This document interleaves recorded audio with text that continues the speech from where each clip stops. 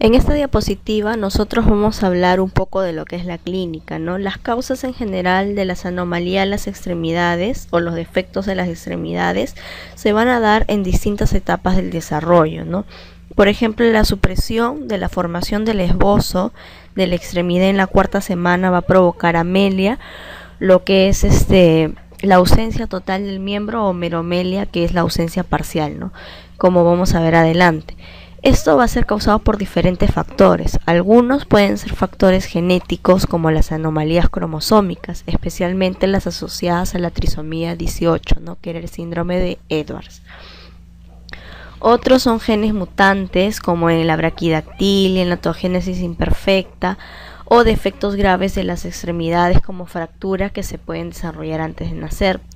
Otro de los factores que pueden llevar a lo que son las malformaciones van a ser factores ambientales, no teratógenos, como la talidomida, ¿no? Combinación de factores genéticos y ambientales, a lo que se denominan factores multifactoriales, como luxación congénita de cadera o la interrupción vascular o isquemia, ¿no? Todos ellos con defectos de reducción de la extremidad. Entonces todos estos factores mencionados van a causar alteraciones en el desarrollo de las extremidades, ¿no? A esta parte de la clase vamos a enfocar todo lo que estamos mencionando, ¿no? Vamos a ver cada una de las malformaciones de acuerdo a los factores que he mencionado. Pero vamos a comenzar con lo que es la edad ósea. Entonces nosotros estudiamos embriología, ¿no? Para conocer cómo es la embriogénesis, la formación de los miembros, pero todos ellos nos sirven para la aplicación clínica, ¿no? Y en este caso vamos a ver que la edad ósea es muy importante, ¿no? Porque va a ser un estudio que nos va a ayudar a todos los médicos para calcular lo que es la madurez del sistema esquelético del niño. En general, como bien dice la diapositiva, sirve para ver los centros de osificación. Entonces se va a realizar sobre todo en lo que son manos y muñecas, específicamente en lo que es la muñeca izquierda y en lo que son los dedos, ¿no? Los dedos de las manos. Es un procedimiento que se va a dar de una manera segura, de una manera indolora, y que va a utilizar cierta cantidad de radiación. Va a ser una cantidad muy pequeña. Los huesos que se van a tomar, ¿no?, en estas radiografías se van a comparar con otras imágenes radiográficas de un atlas estándar del desarrollo óseo. Entonces lo que vamos a obtener acá va a ser una comparación entre niños que tienen el mismo sexo y que tienen la misma edad, para medir lo que es la edad ósea en años, ¿no? Vamos a comparar y vamos a ver si de acuerdo a su sexo y de acuerdo a su edad va a estar correcto, ¿no? Entonces los huesos de un niño van a tener zonas de crecimiento. Como habíamos dicho, ¿no? Los huesos tienen tres partes, sobre todo los huesos largos: epífisis, diáfisis, y entre ellas dos el cartílago de crecimiento. Entonces justamente se observan los cartílagos de crecimiento, ¿no? Y estos van a estar formados por células especializadas, ¿no? Entonces va a ser sencillo diferenciar los cartílagos de crecimiento en una radiografía, porque van a aparecer como partes blandas, como partes menos mineralizadas, ¿no? Y el resto, la radiografía se va a ver de otro color, ¿no? Entonces, como contienen menos minerales, se va a ver de un color más oscuro. Quizás no todos han llevado radiografía, pero en una placa radiográfica el hueso, la densidad ósea se ve de color blanco, ¿no? Entonces todo lo que es la mineralización del hueso se va a ver de ese color, mientras que las zonas de crecimiento, como no están mineralizadas, se van a ver de colores más oscuros. Entonces, a medida que los niños van a crecer en estas radiografías, van a cambiar la apariencia de los cartílagos, ¿no? Se van a tornar más delgados y finalmente van a desaparecer. Entonces ya no se denomina cartílago de crecimiento, sino cartílago de crecimiento cerrado, ¿no? Entonces es muy importante la edad ósea, porque va a determinar si es que un niño tiene probabilidades de crecer, ¿no? Por ejemplo, hay ciertos fármacos que son muy utilizados, ¿no? Por ejemplo, para el tratamiento del asma, que es una enfermedad muy común, se utilizan los corticoides, ¿no? Entre ellos la prednisona. Entonces, esta prednisona adelanta el cartílago de crecimiento, adelantando la edad ósea. ¿Qué quiere decir eso? Que los cartílagos de crecimiento se van a cerrar más rápido de lo debido. Entonces, por ello, lo que va a ocasionar es que el niño no le permite un crecimiento adecuado. Entonces puede alterar con el cartílago de crecimiento, con la hormona de crecimiento, y de esta manera los niños van a tener una talla más baja, ¿no? Entonces la edad ósea tiene que estar en cronología con la edad cronológica, ¿no? Si tiene una edad ósea más avanzada, significa que ya no va a crecer más, ¿no? Se comparan con ciertos patrones. y se ve obviamente los centros de osificación. Entonces eso es un aporte, ¿no? Ahora sí vamos a entrar de lleno en lo que son las anomalías de las extremidades, ¿no? Las anomalías de las extremidades se van a dar 6 por cada 10.000 nacimientos de los recién nacidos vivos, ¿no? Siendo las más frecuentes en las extremidades superiores 4.3 de cada 10.000 y en las extremidades inferiores 1.1 de cada 10.000. Como podemos observar en la imagen, vemos que corresponde a una anomalía de la extremidad denominada meromelia, ¿no? Que viene del griego meros, que significa parte, y melos, extremidad, ¿no? Entonces es la ausencia de una parte de la extremidad, ¿no? Como lo vemos en ese joven. Y como estamos observando, este es tanto en los miembros superiores como en los miembros inferiores. Si recordamos un poco la teoría, podemos observar que esta malformación se va a dar por mutaciones de los genes TBX5 en las extremidades superiores y TBX4 en las extremidades inferiores. Asimismo, también participaba el factor de crecimiento de fibroblastos de tipo 10.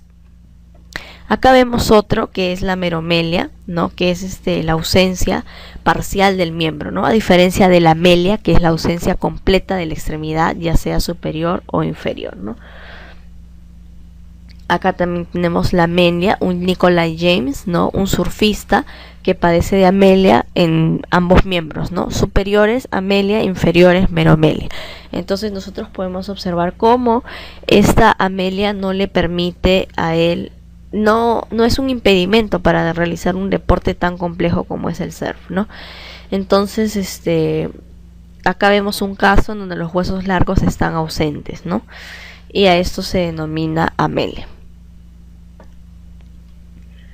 La talidomida, ¿no? La talidomida es un fármaco que se utiliza como un antiemético, se utiliza como un fármaco para las náuseas, ¿no? Así también lo utilizan todos los que son las embarazadas. Este fármaco tuvo su auge entre los años 1957 y 1961, ¿no? Pero se vio que tenía repercusiones a nivel de todos los nacimientos vivos de las personas, ¿no? Porque se estableció una causa entre lo que es la talidomida y el síndrome de malformaciones, ¿no? Que consiste en la ausencia de los huesos largos, como podemos ver amelia, meromelia, focomelia, atresias intestinales, que significa una atresia es una obstrucción una obstrucción de la luz, ¿no? En realidad no hay luz, entonces es todo una cavidad, como por ejemplo el duodeno sin luz, entonces no puede pasar ahí nada. Entonces ese es atresia, ausencia de luz, atresia intestinal y anomalías cardíacas, ¿no? Entonces este fármaco ocasionaba todo esto, y el periodo teratogénico en donde más se veía estas características era entre la cuarta y quinta semana del desarrollo. Estos fármacos actualmente se utilizan para el tratamiento de lo que es la lepra, el SIDA, el cáncer, ¿no? Y aún existe preocupación de que se reutilicen, ¿no? Y que pueda haber una nueva oleada de malformaciones. Pero ahora en todas las embarazadas está contraindicado este fármaco por sus posibles efectos teratógenos, ¿no? De causar anomalías en las extremidades acompañados a otros síndromes como la atresia y los defectos cardíacos. La braquidactilia, como podemos observar en las imágenes, vemos unos dedos cortitos, ¿no? Eso se significa braquidactilia, braqui corto y dactilia dedos, ¿no? A eso se denomina la braquidactilia, cuando uno o más dedos de las manos están cortos, ¿no? La sindactilia significa cuando uno o más dedos de las manos o de los pies están fusionados, ¿no? Este defecto se da en uno cada 2000 nacimientos, ¿no? Y se habla de sindactilia cuando el mesénquima, que está situado en los futuros dedos de las placas de las manos y los pies, no se elimina por la apoptosis mencionada en la teoría, ¿no? Entonces, como falla de este resultado, se fusionan no se termina de completar la apoptosis y los dedos quedan fusionados. Acá tenemos otra imagen de malformaciones en donde vemos la polidactilia. En la polidactilia vemos que existen varios dedos, más de 5, que es lo normal, ¿no? Entonces estos dedos a menudo carecen de las conexiones musculares adecuadas, ¿no? Son dedos supernumerarios que pueden aparecer en las manos o en los pies. La ectrodactilia también vamos a ver, ¿no? Cuando la polidactilia generalmente va a ser bilateral, ¿no? Mientras que la ectrodactilia es unilateral, ¿no? Ectrodactilia es cuando hay falta de un solo dedo o de algunos dedos, ¿no? Como vemos en esta imagen. Es unilateral, mientras la poli es bilateral, ¿no? Entonces ahí estamos observando eso. También vamos a ver otra que son las deformaciones, ¿no? De lo que es en pinza de langosta, ¿no? También se denomina esto manos y pies hendidos, ¿no? Existe una hendidura anómala entre el metacarpiano segundo y cuarto de los tejidos blandos, ¿no? Que están ausentes, ¿no? Las falanges y el tercer metacarpiano están ausentes. Y los dedos del pulgar, el índice y el anular y el meñique pueden estar fusionados, como vemos bien. Entonces las dos partes de las manos se ven opuestas, como las pinzas de una langosta. Estas pinzas de langosta o manos y pies hendidos se deben a distintas mutaciones de los genes, ¿no? Entre ellos los genes OX, que eran los genes de homosecuencia, que participan mucho en lo que son las extremidades. Ahora tenemos otra anomalía que se conoce como el síndrome de la mano y el pie genital, ¿no? Específicamente es una mutación del OXA13. ¿Por qué se llama mano y pie genital? Porque no solamente va a afectar a lo que son las extremidades, ¿no? Sino también va a afectar a lo que es los genitales, ¿no? En el caso de las mujeres al útero y en el caso de los hombres las hipospadias. Bueno, entonces lo que ocurre acá es una mutación del OXA13, ¿no? Y se caracteriza por la fusión de los huesos del carpo y de los dedos. Y los dedos van a ser dedos cortos y van a ser dedos pequeños. Las mujeres van a estar afectadas con un útero dividido, a lo que se conoce como útero didelfo si está dividido totalmente, o útero bicorne si está dividido parcialmente, ¿no? Y en el caso de los varones presentan hipospadias, ¿no? Como nosotros vemos en la imagen inferior, vamos a ver las hipospadias. Ahí tenemos al escroto y a nivel del rafe escrotal no se ha fusionado, entonces la uretra se ve expuesta y a eso se denomina hipospadia. Las mutaciones también pueden ser por el OXD13, que provocan una combinación de sindactilia y de polidactilia, lo que se conoce como sinpolidactilia. Entonces el síndrome mano-pie genital ataca lo que son las extremidades y a los genitales, como podemos observarlo. El síndrome de Holt-Oram, ahí vemos unas manos con polidactilia, ahí vemos unos huesos cortos y vamos a ver un corazón. Entonces el síndrome de TBX5 o de Holt-Oram se caracteriza por anomalías en las extremidades superiores, defectos cardíacos y alteraciones que consisten, ¿no?, en lo que es alteraciones de las extremidades superiores y el corazón. Se han observado prácticamente todos los tipos de anomalías de las extremidades superiores, ¿no? En este síndrome de Holt-Oram, ¿no? Que pueden ser polidactilia, sindactilia, la ausencia del radio, como se ve en esa imagen radiográfica, en donde solamente se ve el cúbito, pero no está el radio. Entonces ahí es la ausencia congénita del radio. Y también vamos a ver los defectos del corazón, que pueden ser tabiques auriculares, defectos ventriculares o los trastornos de conducción. Otra de las anomalías que vale la pena mencionar con respecto al desarrollo anómalo de las extremidades es la osteogénesis imperfectas por mutaciones de los genes COL1A1 o COL1A2, ¿no? Esto se caracteriza por un acortamiento, por un arqueamiento, por hipomineralización de los huesos largos de las extremidades y además por presentar esclerótidas azules. Hay una hiperlaxitud, hay una hiperflexibilidad de lo que son las articulaciones y con frecuencia sufren fracturas, ¿no? Entonces todas estas anomalías están causadas por defectos del colágeno del tipo 1. El síndrome de Marfan, como podemos observar en la imagen, vemos a un hombre grande, un hombre alto, con unas extremidades extremadamente largas. Y ustedes se dirán, entonces todos los chicos que son flacos, que son altos, ¿van a tener síndrome de Marfan? No, eso no sucede así. Lo que ocurre es que acá las extremidades son las que son extremadamente largas, ¿no? Ustedes párense y miren hasta dónde les llegan las extremidades, ¿no? En este caso, las extremidades de estos chicos llegan hasta a la altura de las rodillas en algunos casos, no son demasiado largas las extremidades, no va conforme a su cuerpo.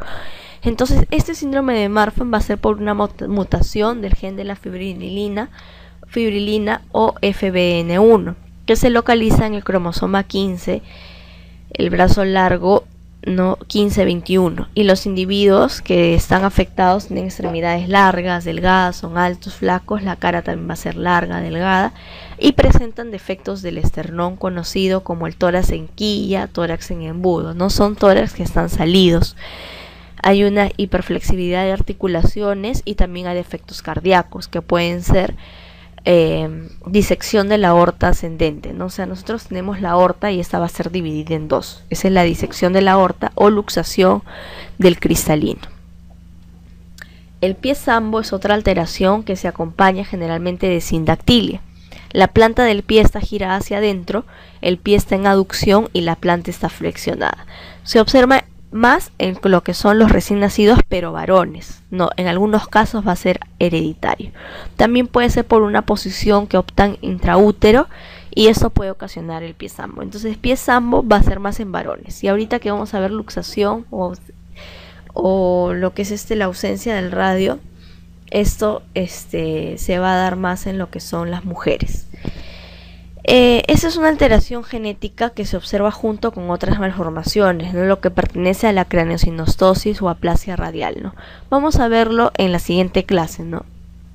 Las craneosinostosis. También hay bridas amnióticas, que estos son más defectos por alteraciones en lo que es la posición, en lo que son alteraciones mecánicas, ¿no? Pueden ser que causen constricciones en anillos o amputaciones de las extremidades, ¿no? El origen exacto no se sabe, pero pueden estar adhesiones de lamnios o las estructuras afectadas del feto, ¿no? Como vemos ahí, hay una brida, ¿no? Hay una constricción, porque hay una